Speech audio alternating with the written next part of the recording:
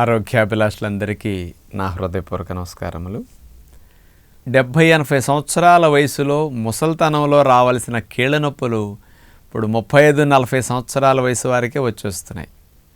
మరి ఆ ఏజ్లోనే కీళ్ళ నొప్పులు వచ్చి నడక ఇబ్బంది, మరి 50 ఏళ్ళకే కీళ్ళ మార్పిడి ఆపరేషన్కి వెళ్ళాల్సిన స్థితి వస్తే శేష జీవితం ఎలా గడుస్తుందో ఒక్కసారి ఆలోచించండి.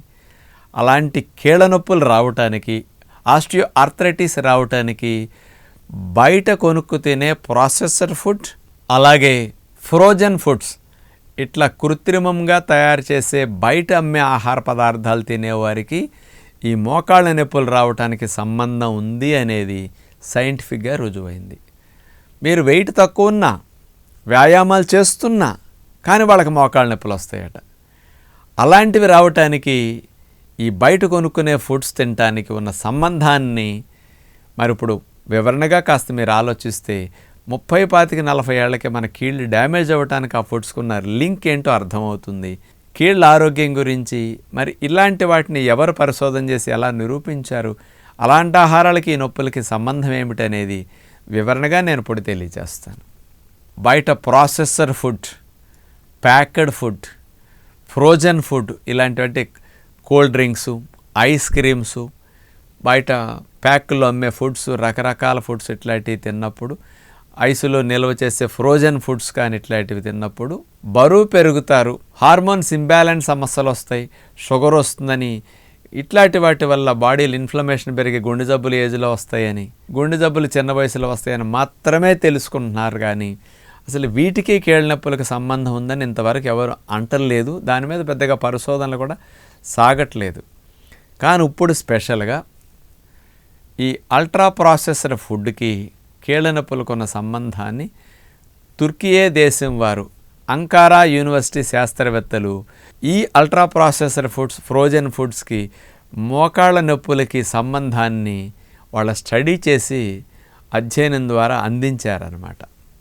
ఎందుకు ఇట్లాంటి సంబంధమైన సమస్యలు ఇలాంటి ఫుడ్కి వస్తున్నాయంటే, ఎప్పుడైతే మనం ఇలాంటి ఆహారాన్ని తీసుకున్నామో ఆ ఫుడ్ ద్వారా వెళ్ళే డైరెక్ట్ ఫ్యాట్స్ ఏవైతే కొవ్వులు ఎక్కువ ఉంటాయో వాటిలో, అలాంటి కొవ్వులు మన లోపలికి వెళ్ళి మోకాళ్ళ వెనక భాగంలో ఉండే కండర కణాల్లో కూడా ఈ ఫ్యాట్ డిపాజిట్ అయ్యి ఆ కండరాల పటుత్వం తగ్గిపోతున్నదట. అంటే కొవ్వు అనేది కొవ్వు కణాల్లోనే పేరుకోవాలి, కానీ కండర కణాల లోపల కూడా కొవ్వు అలాంటి ఆహారాల ద్వారా ఉన్నది వెళ్ళిపోయి ఆ భాగాల్లో పేరుకుంటున్నదట. పర్టికులర్గా ఎప్పుడైతే కండరాల్లో కొవ్వు మోకాల భాగంలో పేరుకుంటుందో మూమెంట్కి అవకాశం తగ్గుతుంది, రిస్ట్రిక్షన్స్ మొదలవుతాయి. అంచేత మీ నడక తీరు మారటానికి ఏజ్తో పాటు అక్కడ ఇన్ఫ్లమేషన్ ఎక్కువ పెరిగి మరి ఫ్యాట్ డిపాజిట్ అయిందంటే ఆ భాగంలో మూమెంట్ రిస్ట్రిక్షన్ అవుతుంది, స్టిఫ్నెస్ మొదలవుతుంది. అంచేత ఇన్ఫ్లమేషన్ ఎక్కువై మెల్లగా మోకాళ్ళ నొప్పులు పెరగటానికి, నడక మారటానికి, ఆస్టియో ఆర్థరైటిస్ లాంటివి డెవలప్ అవటానికి ఆ భాగంలో పేరుకునే ఫ్యాట్ డిపాజిషన్ ఈ ఫుడ్ ద్వారా వెళ్ళి అక్కడ ఎక్కువ హాని కలిగిస్తున్నాయని రుజువైందనమాట. దీని మీద పరిశోధన జరిగినప్పుడు వాళ్ళు ఏం చెప్పారంటే, వెయిట్ తక్కువగా ఉండే వాళ్ళకి కీళ్ళ నొప్పులు తక్కువ ఉంటాయి, వెయిట్ ఎక్కువ ఉండే వాళ్ళకి కీళ్ళ నొప్పులు త్వరగా వస్తాయని మనం అనుకుంటాం. అసలు వెయిట్ లేకుండా ఐడియల్ వెయిట్తో ఉన్న వాళ్ళకి, రోజు కొంచెం వ్యాయామాలు చేసేవారికి కూడా ఇలాంటి ఫుడ్ పెట్టడం ద్వారా ఆ భాగాల్లో కీళ్ళల్లో డ్యామేజ్ అనేది స్టార్ట్ అవ్వటం, జిగురుత్పత్తి తగ్గటం, ఇన్ఫ్లమేషన్ పెరిగి ఏజ్ రాకుండా నొప్పులు రావటం, ఐడియల్ వెయిట్లోనూ వ్యాయామాలు చేసేవారు కూడా ఇట్లా వచ్చినాయని స్పష్టంగా రుజువైందనమాట. కాబట్టి గుండె జబ్బులు, ఊబకాయం, హార్మోన్ ఇన్బ్యాలెన్స్ సమస్యలే కాకుండా కీళ్ళ నొప్పులు కూడా ఇలాంటి ఫుడ్ కారణమవుతున్నది. కాబట్టి అలాంటి వాటిని మీరు ఎప్పుడన్నా తినాలంటే వాటి వల్ల ఇన్ఫ్లమేషన్ అక్కడ రాకుండా, ఆ భాగాల్లో డిపాజిట్ అవ్వకుండా, దాన్ని పేరుకోకుండా రక్షించుకునే ఒక సొల్యూషన్ నేను చెప్తాను. అప్పుడు మీరు ఎప్పుడైనా వారంలో ఒక రోజు లేదా 2 రోజులు శనాదివారాలు అలాంటి బయట packed food, stored food, frozen food ఇట్లాంటివి తినదలిసినప్పుడు తిన్నారు అనుకోండి, తిన్న నెక్స్ట్ డే మీరు ఫాస్టింగ్ చేయండి. ఫాస్టింగ్ కుదరకపోతే జ్యూస్ ఫాస్టింగ్ చేయండి. నేను మెడిసిన్స్ ఉన్నాయి లేండి అనుకుంటే జ్యూస్ ఫాస్టింగ్ చేయండి. ఈ ఫాస్టింగ్ ఆర్ జ్యూస్ ఫాస్టింగ్లో మనము ఏవైతే బయట ఆహారాలు తిన్నప్పుడు హాని కలిగించే ఫ్యాట్స్ మన లోపలికి వెళ్ళినాయో అవి అక్కడ చేరి డిపాజిట్ అయ్యి ఆ మజిల్లోకి వెళ్ళిపోయి అక్కడ ఆ మజిల్ స్టిఫ్నెస్ అని కలిగించకుండా లోపలికి వెళ్ళిన వాటిని మనం జ్యూస్ ఫాస్టింగ్ ద్వారా బర్న్ చేసేసి లివర్లోనూ బాడీలోనూ లేకుండా టోటల్ డీటాక్స్ చేసుకోవటానికి ఇది భలే మంచి టెక్నిక్. డే అంతా ఫాస్టింగ్ చేయాలంటే మంచినీళ్ళు ఎక్కువ తాగుతూ ఉండండి. మధ్య మధ్యలో నీరసం రాకుండా తేనె నిమ్మకాయ నీళ్ళు అప్పుడప్పుడు మీకు కావాల్సినట్టు 3-4 సార్లు త్రాగండి. అట్లా ఉంటే మంచిది. అలా ఉండలేరా? అచ్చంగా 4 జ్యూసులు త్రాగండి రోజులో. ఉదయం 9:30-10కి ఒక జ్యూసు, మధ్యాహ్నం, సాయంకాలం, రాత్రి 7కి. ఇట్లా జ్యూస్ ఫాస్టింగ్ చేయండి. ఇంకొక ఆహారం తినకండి. ఇక్కడ ఆయిల్ ఉప్పు వెళ్ళటం లేదు, న్యూట్రియంట్స్ బాగా వెళుతున్నాయి, చక్కగా డీటాక్స్ చేసుకుంటుంది అన్నమాట. ఇలా చేస్తూ మీరు మోకాళ్ళ నొప్పులు అసలు లైఫ్లో రాకూడదంటే బయట ఎంజాయ్ చేసే ఫుడ్స్ తిన్నప్పుడు ఫాస్టింగ్ ఆర్ జ్యూస్ ఫాస్టింగ్తో ఇంకొక మంచి పని చేయండి. సాధ్యమైనంత వరకు అసలు మెట్లుని దిగేటప్పుడు లిఫ్ట్ వాడకండి. 5-6 అంతస్తులు 7 అంతస్తులైనా సరే కావాలని మీరు మెట్లు దిగే అలవాటు చేసుకోండి. అపార్ట్మెంట్స్లో ఉన్న, ఆఫీసుల్లో ఉన్న, టైం ఉంటే ఎక్కేటప్పుడు కూడా మెల్లగా ఎక్కండి.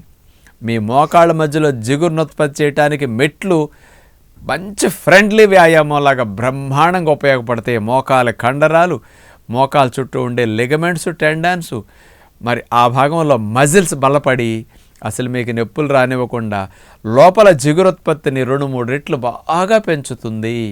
నేను ప్రాక్టికల్గా మా నాన్నగారు ఎగ్జాంపులే చూశాను. 5 అంతస్తుల బిల్డింగ్ కూడా అసలు లిఫ్ట్ వాడకుండా మెట్లు ఎక్కటం, మెట్లు దిగటం 80-90 ఏళ్ల వయసులో కూడా వారు అట్లా చేసేవారు. అసలు నొప్పులైనా ఎప్పుడూ లేవు ఆయనకు, అసలు మోకాళ్ళ నొప్పులే లేవు. ఇప్పుడు నేను ఆశ్రమంలో ఉన్న 5 అంతస్తుల బిల్డింగ్లు 5, ఎప్పుడు 99% అసలు లిఫ్ట్ వాడను. ఎన్నిసార్లు అయినా ఎక్కుతాను, ఎన్నిసార్లు అయినా దిగుతుంటాను. ఇంకొక 90 ఏళ్ళు 100 ఏళ్ళు వచ్చినా మోకాళ్ళల్లో డ్యామేజ్ అనేది 1% రాకుండా ఈ టెక్నిక్ భలే ఉపయోగపడుతుంది. మోకాళ్ళ కోసం ప్రత్యేకంగా వ్యాయామాలు ఎవ్వరూ చెయ్యం. బరువు తగ్గడానికి రకరకాలు చేస్తాం, కానీ మోకాళ్ళ కోసం స్పెషల్ వ్యాయామం లాగా నొప్పులున్నవారు ఎక్కేటప్పుడు లిఫ్ట్ వాడండి, దిగేటప్పుడు లిఫ్ట్ వాడకుండా దిగండి, నొప్పులు ఇంకా తగ్గుతాయి. నొప్పులు లేనివారు రాకుండా ముందు నుంచి ఇలాంటి టెక్నిక్తో పాటు మెట్లని ఒక మంచి ఎక్సర్సైజ్ లాగా మీరు వాడుకుంటే మోకాళ్ళ నొప్పులు అస్సలు రాకుండా ఉంటాయి. వచ్చిన వారు కూడా తగ్గించుకోవచ్చు. కీలుని ఎంత కదుపుతారో అంత జిగురోత్పత్తి బాగా పెరుగుతుంది. నోటిని ఎంత కదిపితే లాలాజల ఉత్పత్తి అంత పెరిగినట్టు కీలుని కదిపే కొద్దీ జిగురోత్పత్తి పెరుగుతుంది. ఇది మరొకండి. ఎంత కూర్చోబెట్టి సోమరగా కాళ్ళని అట్లా మోకాళ్ళని అట్లా ఉంచుతామో వేలాడేసి అంత జిగురోత్పత్తి తగ్గిపోతుంది. బొక్కలు తొందరగా అరిగిపోవటానికి, కార్టిలేజ్ డ్యామేజ్ అవ్వటానికి ప్రధాన కారణం వ్యాయామం లేకపోవటం. అందుకని సమయం లేకపోవచ్చు, కానీ ఆఫీస్కి వెళ్ళేటప్పుడు, దిగేటప్పుడు, కాస్త ఇంటికి వచ్చాక మార్కెట్కి వెళ్ళేటప్పుడు, ఇంట్లో పనులు చేసుకోవడానికి కాస్త అటు ఇటు దిగటం, వెళ్ళటం, ఇట్లాంటివి చేయండి. మీరు అటు ఇటు తిరగటం, ఇట్లాంటి కొన్ని పనులు చేసుకోండి. అసలు మోకాళ్ళ నొప్పులు మీరు 70-80 ఏళ్ల వయసు వరకు రాకుండా రక్షించుకోవడానికి ఇది ఒక బెస్ట్ టెక్నిక్. కాబట్టి బయట packed food, tin food, cold food, frozen food ఇట్లాంటి వాటిని మీ పిల్లలకు అస్సలు పెట్టొద్దు. మీరు కూడా తినొద్దు. ఎప్పుడన్నా తినాలంటే అకేషన్కి ఇట్లా వాడుకొని అప్పుడప్పుడు డీటాక్స్ కోసం ఈ టెక్నిక్స్ని ఉపయోగించుకుంటే బాగుంటుందని విజ్ఞప్తి చేస్తూ నమస్కారం.